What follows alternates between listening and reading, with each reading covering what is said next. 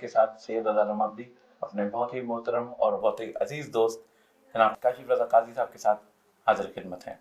मैं खुश नसीब हूँ कि आज एक ऐसी शख्सियत के साथ चंद साथ मैसर हुए कि जिनकी ज़िंदगी का हर लम्हा सफ़र इश्क में गुजरता है।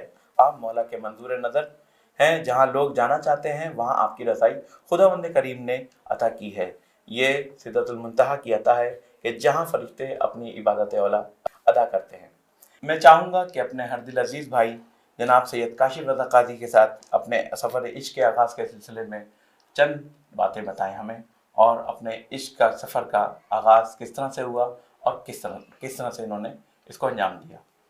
बिस्मिल्लाहिर्रहमानिर्रहीम, अल्लाहुम्मा सल्ली अला मुहम्मदिन व आले मुहम्मद। मैं काशिफ गाज़ी जो है कारवान ज़हरा से, और सफ़र इसका आगाज़ तो जो है काफ़ी सालों से चल रहा है। पहले बाय रोड हम जाते थे ईरान, और वहीं से जो है सारी चीज़ें हमने जो है वो सीखी है, सारी चीज़ें जो है वो देखी है हमने। इसके बाद जो है असल जो स्टार्ट हुआ है सारी चीज़ों का 2014 में, जब मैं एक काफ़िले के साथ जो है वो अरबईन पे गया, और उनसे मेरी ये कमिटमेंट थी कि आने के बाद हम जो है वो मिल के इंशाल्लाह ये जो है ज़ायरीन की खिदमत करेंगे, और उनको जो है जो कॉस्ट होगी उसके हिसाब से जो है हम लेके जाएंगे, और कॉस्ट टू कॉस्ट जो है उनसे चार्जेस लेंगे।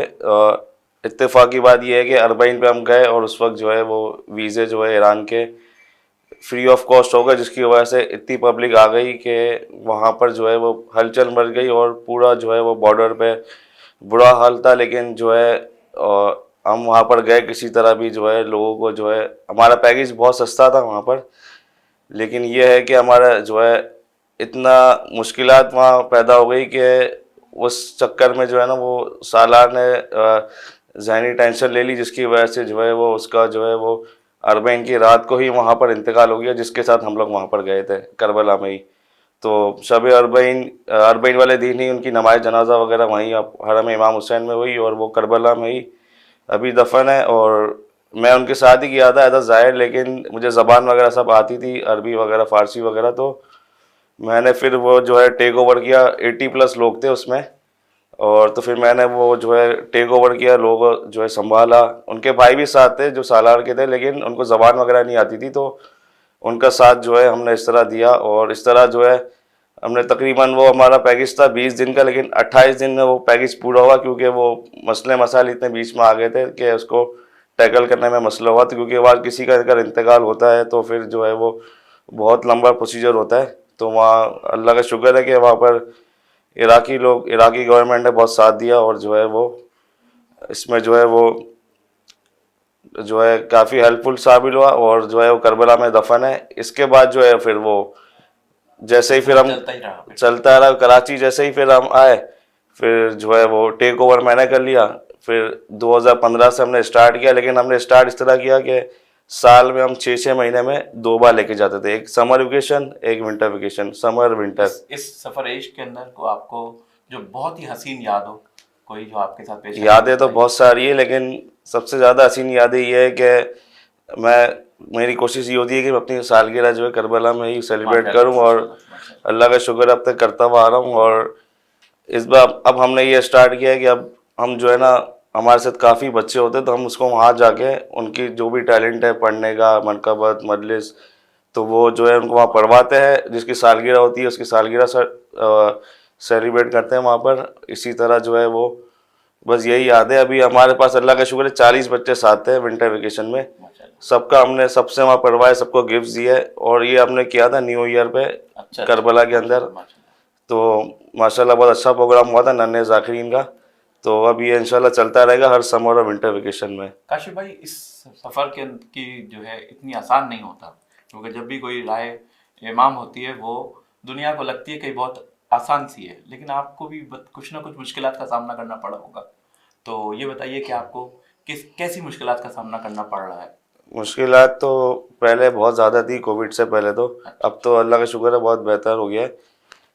ये है कि कभी वीज़ा टाइम पे आया तो टिकट नहीं होती थी, टिकट टाइम पे हो गई तो वीज़ा टाइम पे नहीं आया, तो इस चक्कर में हमारे 2-3 महीने में अच्छा खासा अप डाउन हो गया था। लेकिन अल्लाह का शुक्र है पीछे सपोर्टर इतने अच्छे थे कि वो उन्होंने गिरने नहीं दिया, लेकिन सपोर्ट करते गए। फाइनेंशियली भी और दूसरी तरीके से भी। तो इसी हवाले से अगर आप एक हमारे लिए कोई पैगाम देना चाहें अपने नाजरीन को, हम अपने कोई ऐसा पैगाम कि जो इनके लिए और आपके लिए जो है एक मिसल राह बने। पैगाम यही है कि ज़ायरीन की अगर खिदमत आपको करनी है तो आप करें, और कोई बिला मुआवजा करे, यानी वो आप जहन में नहीं रखें कि मुझे सामने से कोई आउटपुट मिलेगा, क्योंकि हर तरीके के ज़ायरीन होते हैं यहाँ पर। जी। तो सबका आपको माइंड पढ़ना पड़ता है, रीड करना पड़ता है, इसके हिसाब से चलना पड़ता है। और मैं तो बगैर किसी मकसद के जो ये अंजाम दे रहा हूँ काम, और 10 साल हो गए, अल्लाह का शुक्र है। और नॉन प्रॉफिट पे अल्लाह का शुक्र अब तक कर रहे हैं, और अगर कोई नहीं जा सकता है तो उसकी भी कोई राह निकाल के इसको किसी तरह भेजते हैं। चलो काशिफ भाई, इस वक्त ये सफरेश पे जो लोग जाते हैं ज़ियारत के लिए, तो देखा ये गया है कि मार्फत की एक कमी महसूस की जाती है। जो बुजुर्ग ज़ाहिर हैं वो आके एक सवाल करते हैं कि हमें लगा कि मार्फत की लोगों में कमी महसूस की जा रही है। क्या आप इसको इस तरीके से देखते हैं? जी बिल्कुल, आजकल जो है वो ट्रेंड चल रहा है कि 2 लग्जरीज बना दी है, 2 किस्म की पार्टीज बना दी है, एक बिल्कुल मातनी बजरी टाइप और एक बिल्कुल स्टैंडर्ड। तो अब जो 1,40,000 में या 1,30,000 में जाते हैं, वहाँ पर जाके फिर वो उनको सही फैसिलिटीज़ मिल नहीं पाती है, तो फिर वो जो है शोर शराबा करते हैं और ये सारी चीज़ें करते हैं।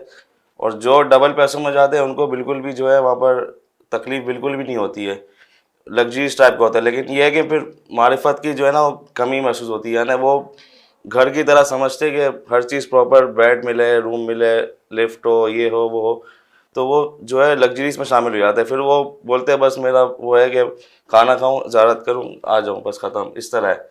और जो ज़्यादा कम पैसों में, बहुत से लोग ऐसे भी हैं जिनके पैसे नहीं होते, लेकिन वो जो है वो किसी तरह जमा करके वहाँ पर जाते हैं। और मैंने देखा है इनको कि वो ज़मीन पे सोते हैं, उनको बेड भी नहीं चाहिए होता, कुछ भी नहीं चाहिए होता, पैसे पूरे भी देंगे लेकिन ज़मीन पे सोते हैं वहाँ पर। खाना जो है वो होटल में खाते ही नहीं है, बाहर नियाज खाते हैं। ऐसे भी लोग हैं, और ऐसे लोग भी हैं जो शोर शराबा करते, सालार पे वो करते हैं, कुछ उसके बारे में कुछ कह नहीं सकते। सबका माइंड अलग अलग है साल उसमें, यानी सालार सबका माइंड रीड तो कर लेता है, लेकिन अब ये है कि वो या तो आप पैसे इस तरह दे के जाओ कि आपको बिल्कुल वहाँ सुकून से रहे, या तो जो है आप इस तरह यहाँ पर जो है वो या तो तकलीफ आप बर्दाश्त करो, इस तरह है। क्योंकि कोविड से पहले लोग जो पैसों में बाई एयर जाते थे, अब कोविड के बाद वही पैसों में बाय रोड जा रहे हैं, पहले बाई एयर जाते थे वो। जी जी।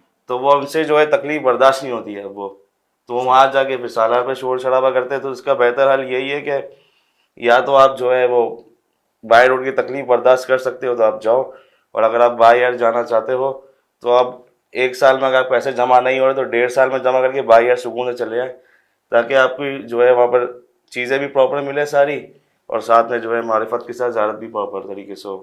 मैं खुश नसीब हूँ कि काशिफ भाई ने हमें थोड़ा सा वक्त दिया अपने कीमती वक्त में से, और हम इनके लिए दुआ गो हैं कि अल्लाह ताला इनको अपने इस मिशन में और इस सफरेश में हमेशा कामयाब और कामयाब करे। लाहिया।